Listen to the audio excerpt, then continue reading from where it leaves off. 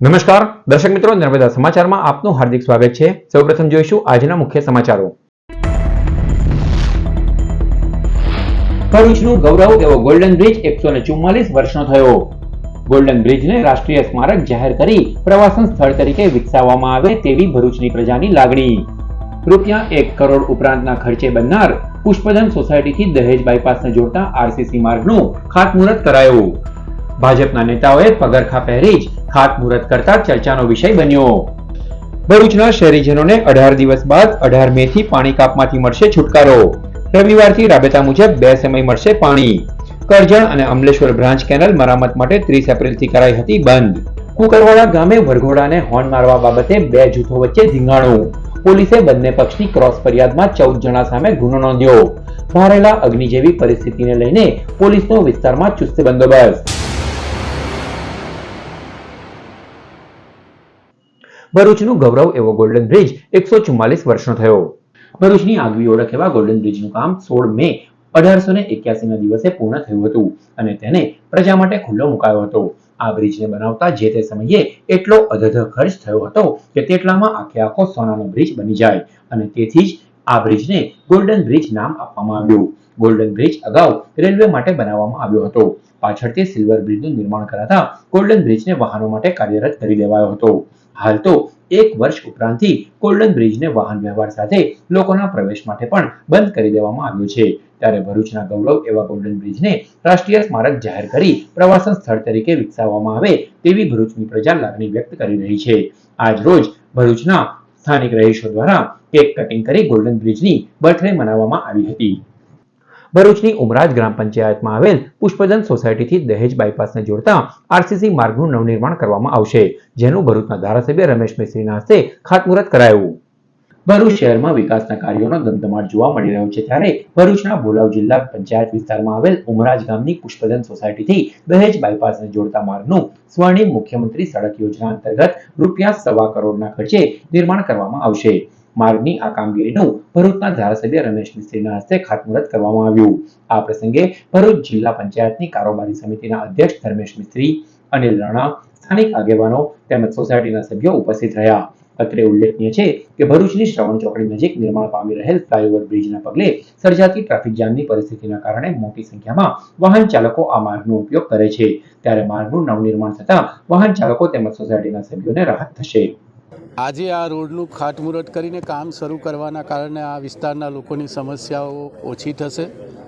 ભવિષ્યમાં શ્રવણ ચોકડીનો બ્રિજ નજીકના તબક્કામાં સુરત તરફનો એક્સપ્રેસ હાઈવે લોકાર્પણ થવા જઈ રહ્યો છે, જેના કારણે આ રોડ પરનું ટ્રાફિકનું ભારણ પણ ઘટશે। સરકારી કામના ખાતમુહૂર્ત દરમિયાન પગરખા કાઢવાની પરંપરા મુખ્યત્વે ધાર્મિક અને સાંસ્કૃતિક માન્યતાઓ સાથે જોડાયેલી છે, પણ નેતાઓના પગ ગરમીથી જમીન પર ન પડે તે માટે ઉમરાજમાં ભૂદેવના મંત્રોચ્ચાર વચ્ચે પગરખા પહેરીને ખાતમુહૂર્તની પૂજા કરાવી દેવાતા મામલો વિવાદિત બની રહ્યો છે। નવા કામના ખાતમુહૂર્તને ઈશ્વરના આશીર્વાદ સાથે પ્રજાલક્ષી કાર્યના શ્રી ગણેશ તરીકે જોવામાં આવે છે। ખાતમુહૂર્ત સામાન્ય રીતે ધાર્મિક વિધિઓ સાથે થાય છે। આ વિધિ દરમિયાન સ્થળ પવિત્ર માનવામાં આવે છે અને પગરખા પહેરવાથી પવિત્રતા ભંગ થવાની લાગણી અનુભવાતી હોય છે। આ વિધિ દરમિયાન પૂજામાં બેસનાર પગરખા કાઢી સૂચવે છે કે તે વ્યક્તિ તે કાર્ય માટે શ્રદ્ધા અને આદર ધરાવે છે। તે એ દર્શાવે છે કે તે નમ્રતાથી અને ભક્તિભાવથી કાર્યમાં હાજર રહે છે। ભરૂચના નેતાઓના પગ જમીન પર ન પડે તે માટે પગરખા સાથે ખાતમુહૂર્ત કરાવી દેવાયું હોવાની વિગતો સામે આવી રહી છે। ભાજપના મોટા ગજાના નેતાઓની હાજરીમાં આયોજિત કાર્યક્રમમાં ઉમરાજ ગ્રામ પંચાયતની હદમાં ખાતમુહૂર્ત કાર્યક્રમ યોજાયો। કોસ્ટ કટિંગ ગણો કે સુચારુ આયોજનનો અભાવ, ખાતમુહૂર્તના સ્થળે મંડપ ન બંધાયો અને નેતાઓના પગ ગરમીમાં જમીન પર ન પડે તેની પણ ચાપલુસીની દરકાર રખાઈ હતી। અહીં નેતાઓએ પગરખા પહેરી મંત્રોચ્ચાર સાથે ખાતમુહૂર્ત કર્યું અને શ્રીફળ પણ વધેર્યું। ઉલ્લેખનીય છે કે રાષ્ટ્રીય નેતાઓ દીપ પ્રાગટ્ય અને ભૂમિપૂજન સહિતના અવસરે પગરખા ઉતારી પૂજામાં ભાગ લેવાની વિશેષ દરકાર લેતા હોય છે, ત્યારે પ્રશ્ન એ ઉઠી રહ્યો છે કે જિલ્લાના નેતાઓ ઈશ્વરથી પણ સર્વોપરી છે। ભરૂચ તાલુકાના કુકરવાડા ખાતે મધ્યરાત્રિએ 2 કોમના જૂથ વચ્ચે ધીંગાણું સર્જાયું હતું। ગત રોજ રાત્રે વરઘોડા સમયે એક કાર ચાલકે સાઈડ મેળવવા માટે હોર્ન વગાડતા તે મામલે 2 જૂથ આમને સામને આવી ગયા હતા। ઘટનાને પગલે તુરંત પોલીસ કાફલો સ્થળ પર દોડી આવ્યો હતો। પોલીસ સ્ટેશન ખાતે પણ રાત્રિના સમયે બંને કોમના ટોળા એકત્ર થઈ જતા વિસ્તારમાં પોલીસ બંદોબસ્ત ખડકી દેવામાં આવ્યો હતો. ઘટનામાં બંને પક્ષની સામસામે ફરિયાદ નોંધાઈ છે, જેમાં કુલ 14 જણા વિરુદ્ધ ગુનો નોંધી પોલીસે આગળની કાર્યવાહી હાથ ધરી છે. નવી નગરી ગોકુળનગર વિસ્તારમાં ભાટીથી ડુંગળીના જાન નીકાળેલી કઈ ગાડી આવેલી 4 વ્હીલ અમે સાઈડ પરથી કીધેલું એને કાઢવાનું, એના માટે ઝઘડો કર્યો છે બધાને બોલાવીને. પછી અમે શાંતિથી કીધું નીકળી જશે ગાડી, તે બી ગાડી ચાલુ કરી છે. અમે શાંતિથી પછી કર્યું તો પછી પથરાબાજી કરી છે ને બધાને એકઠા કર્યા, બોલાવ્યા બદલાઓને. ભરૂચ શહેરના 3 લાખ જેટલા લોકોને ભર ઉનાળે 18 દિવસ સુધી એક ટાઈમ પાણી કાપ ભોગવ્યા બાદ હવે રવિવારથી રાબેતા મુજબ 2 સમય પાણી મળશે.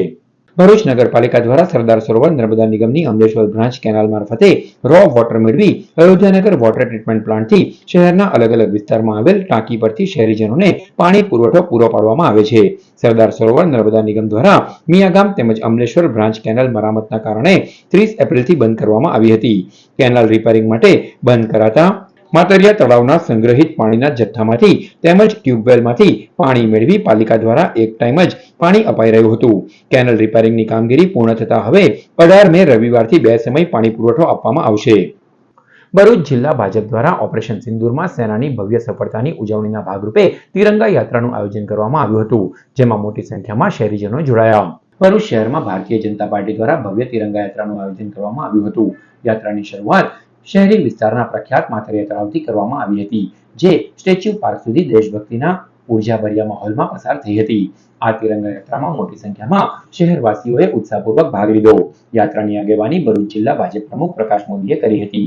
સાથોસાથ ભરૂચના ધારાસભ્ય રમેશ મિસ્ત્રી, અંકલેશ્વરના ધારાસભ્ય ઈશ્વરસિંહ પટેલ, વાગરાના ધારાસભ્ય અરુણસિંહ રાણા, જંબુસરના ધારાસભ્ય ડીકે સ્વામી, પૂર્વ ધારાસભ્ય દુષ્યંત પટેલ, પૂર્વ જિલ્લા ભાજપ પ્રમુખ મારુતિસિંહ અટોદરિયા, નગરપાલિકાના પ્રમુખ વિભૂતિભાઈ યાદવ સહિત આગેવાનો, સંત સમુદાય તથા દરેક જ્ઞાતિના લોકો ઉપસ્થિત રહ્યા હતા. આપણા જે બહાદુર જવાનોએ જે શૌર્ય દાખવ્યું એના અભિનંદન માટે આજે સ્વૈચ્છિક રીતે ભરૂચ શહેરની તેમજ જિલ્લાના લોકો આ તિરંગા યાત્રામાં જોડાયા છે, એનું અમે ખૂબ સ્વાગત કરીએ છીએ. બધા જ ધર્મના સંપ્રદાયના લોકો આજે સ્વૈચ્છિક રીતે આ તિરંગા યાત્રામાં માતરિયા તળાવથી આપણે સ્ટેચ્યુ પાર્ક સુધીની જે યાત્રા છે એમાં જોડાયા છે. સૌનું સ્વાગત છે. અંકલેશ્વર સારંગપુરની આત્મીય સહજ સોસાયટીમાં 2 પરિવારો વચ્ચે મારામારીના સીસીટીવી સામે આવ્યા છે. અંકલેશ્વરના સારંગપુર ગામમાં આવેલી આત્મીય સહજ સોસાયટીમાં રાત્રિના સમયે પાણી નાખવાની બાબતે સોસાયટીમાં રહેતા 2 પરિવારો આમને સામને આવી ગયા હતા. પ્રથમ બોલાચાલી થયા બાદ ઝઘડાએ ઉગ્ર સ્વરૂપ ધારણ કર્યું હતું, જેમાં બંને પરિવારો વચ્ચે છૂટા હાથની મારામારી થઈ હતી. સદર મારામારીમાં મહિલાઓને પણ માર મારવામાં આવ્યો હતો. મારામારીના તમામ દ્રશ્યો સોસાયટીમાં લગાવવામાં આવેલ સીસીટીવી કેમેરામાં કેદ થયા છે. મારામારીમાં ઈજાગ્રસ્ત લોકોને સારવાર અર્થે ભરૂચ સિવિલ હોસ્પિટલ ખસેડાયા છે. બનાવ સંદર્ભે અંકલેશ્વર જીઆઈડીસી પોલીસે સામસામે ફરિયાદ નોંધી વધુ તપાસ હાથ ધરી છે. અંકલેશ્વર શહેર બી ડિવિઝન પોલીસે નેશનલ હાઈવે નંબર 48 ઉપર મુલટ ટોલ પ્લાઝા પાસે ટ્રકમાં ક્રૂરતાપૂર્વક બાંધી લઈ જવાતા 45 બકરાને મુક્ત કરાવ્યા હતા.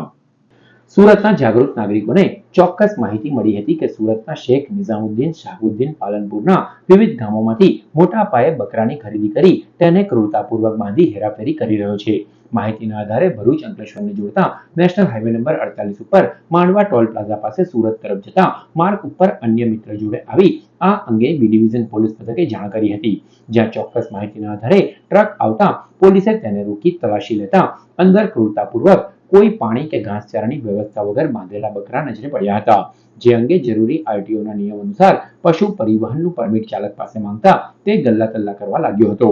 તેમજ કોઈ આધાર પુરાવાના રજૂ કરાતા પોલીસે 45 બકરા મુક્ત કરાવ્યા હતા.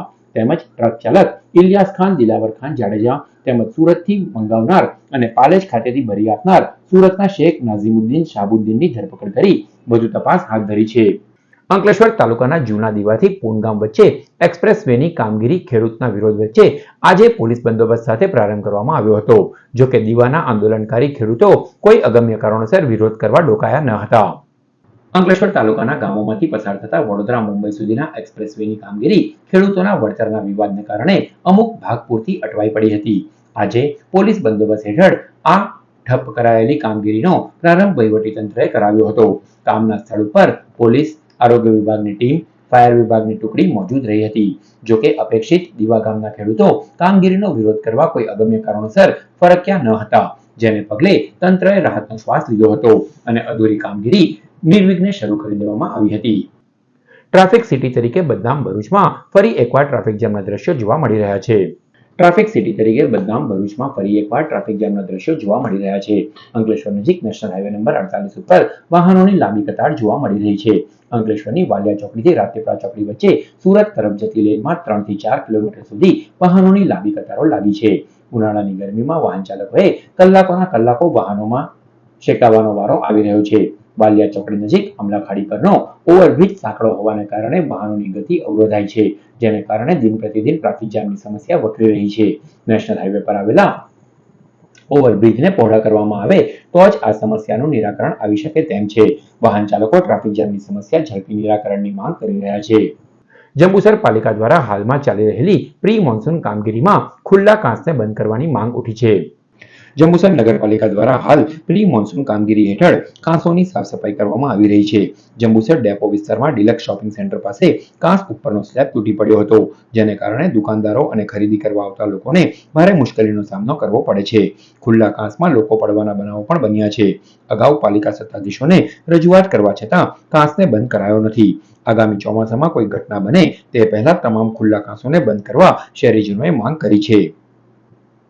બસ હું 2-3 વખતે નગરપાલિકામાં ગયેલો છું અને બે મેમ્બરોથી મળેલો છું. તેમણે કીધેલું છે કે થોડા દિવસોમાં થઈ જશે, પણ હજુ સુધી 1 વર્ષ થવા આવ્યું, કોઈ કામ થયું નથી. મારી દુકાન જંબુસર ડેપોમાં ડિલક્સ શોપિંગ સેન્ટરમાં આવેલી છે. બૂટ ચપ્પલની દુકાન છે. ત્યાં બધા દાદરા છે એ બિલકુલ ખરાબ હાલતમાં છે. એ જંબુસરની નગરપાલિકાને વારે ઘડીએ ફરિયાદ કરવાથી હજુ સુધી કોઈનો હલ આવ્યો નથી. જંબુસર નગરમાં વીજ ચોરી ઝડપી પાડવા ડીજીવીસીએલે મેગા ઓપરેશન હાથ ધર્યું હતું. જંબુસર નગરમાં વીજ ચોરી ઝડપી પાડવા ડીજીવીસીએલે મેગા ઓપરેશન હાથ ધર્યું હતું. ખરેખર વીજ વપરાશ કરતા બિલિંગ ઓછું આવતું હોવાને કારણે ચેકિંગ ડ્રાઈવ શુક્રવારે વહેલી સવારે હાથ ધરાઈ હતી. જંબુસર નગરમાં ડીજીવીસીએલ વિજિલન્સની ટીમ સાથે બારડોલી, સુરત, ભરૂચ વીજ કંપનીના કર્મચારીઓ પોલીસ બંદોબસ્ત સાથે ત્રાટક્યા હતા. નગરના તલાવપુરા, જલાલપુરા, ભાગલીવાડ, કપાસિયાપુરા સહિતના વિસ્તારોમાં ચેકિંગ ટીમો દ્વારા 700 જેટલા વીજ મીટરની ચકાસણી કરવામાં આવી હતી, જેમાં 42 વીજ મીટરમાં ચોરી ઝડપાઈ હતી. વીજ ચોરી બદલ 42 ગ્રાહકોને ₹32 લાખનો દંડ ફટકારવામાં આવ્યો છે. ભરૂચ જિલ્લા કલેક્ટરે જંબુસર તાલુકાની મુલાકાત લઈ સ્તંભેશ્વર મહાદેવની પૂજા અર્ચના કરી હતી. ભરૂચ જિલ્લા કલેક્ટર ગૌરાંગ મકવાણાએ સૌ પ્રથમવાર જંબુસર તાલુકાની મુલાકાત લીધી હતી. તેમના દ્વારા કંબોઈ સ્તંભેશ્વર મહાદેવ મંદિરે પૂજા અર્ચના કર્યા બાદ કાવી પોલીસ સ્ટેશનની મુલાકાત લેવાઈ હતી. સુજલામ સુફલામ યોજના અંતર્ગત જંબુસર તાલુકામાં ચાલી રહેલા તળાવો ઊંડા કરવા અને કાંસની કામગીરીનું તેઓએ નિરીક્ષણ કર્યું હતું. કાવી ગામની તમામ કામગીરી જોઈ તેઓ ખુશ થયા હતા. નોંદલા ગામે આરોગ્ય કેન્દ્રની પણ કલેક્ટરે મુલાકાત લીધી હતી. સમાચાર પૂર્ણ કરતા પહેલા મુખ્ય સમાચારો પર ફરી એક નજર. ભરૂચનું ગૌરવ એવો ગોલ્ડન બ્રિજ 144 વર્ષનો થયો. ગોલ્ડન બ્રિજને રાષ્ટ્રીય સ્મારક જાહેર કરી પ્રવાસન સ્થળ તરીકે વિકસાવવામાં આવે તેવી ભરૂચની પ્રજાની લાગણી. ₹1 કરોડ ઉપરાંતના ખર્ચે બનનાર પુષ્પધન સોસાયટીથી દહેજ બાયપાસને જોડતા આરસીસી માર્ગનું ખાતમુહૂર્ત કરાયું. ભાજપના નેતાઓએ પગરખા પહેરી જ ખાતમુહૂર્ત કરતા ચર્ચાનો વિષય બન્યો. ભરૂચના શહેરીજનોને 18 દિવસ બાદ 18 મે થી પાણી કાપમાંથી મળશે છુટકારો. રવિવારથી રાબેતા મુજબ 2 સમય મળશે પાણી. કરજણ અને અમલેશ્વર બ્રાન્ચ કેનલ મરામત માટે 30 એપ્રિલથી કરાઈ હતી બંધ. કુકરવાડા ગામે વરઘોડાને હોર્ન મારવા બાબતે 2 જૂથો વચ્ચે ધીંગાણું. પોલીસે બંને પક્ષની ક્રોસ ફરિયાદમાં 14 જણા સામે ગુનો નોંધ્યો. ભારેલા અગ્નિ જેવી પરિસ્થિતિને લઈને પોલીસનો વિસ્તારમાં ચુસ્ત બંદોબસ્ત. તો આ હતા અત્યાર સુધીના નર્મદા સમાચાર. નવા સમાચારો સાથે ફરી મળીશું. નમસ્કાર.